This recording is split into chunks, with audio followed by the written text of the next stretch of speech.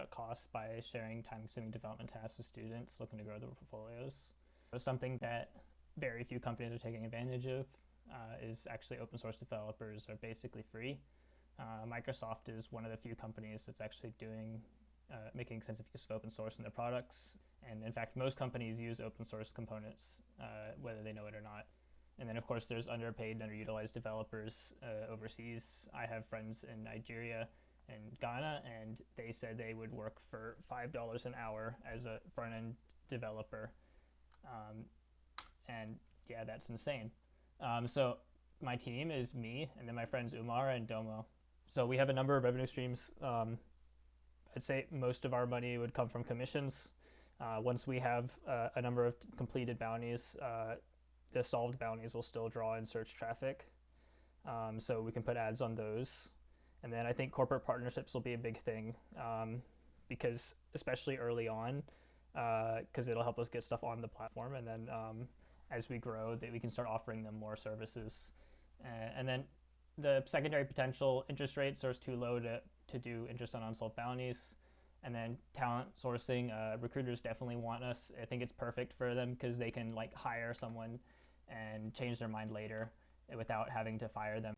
So for market sizing, I just looked at 2 other companies in the space. So for HackerRank, there's just students who do interview questions for practice, and they've gotten 7 million users.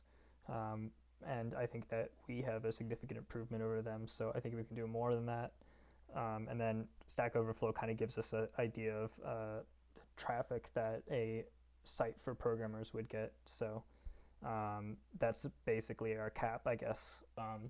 Beachhead would be development outsourcing companies that already exist and subcontracting companies. So I have a friend in Ukraine who runs a company called Ivorysoft, and they do outsourcing.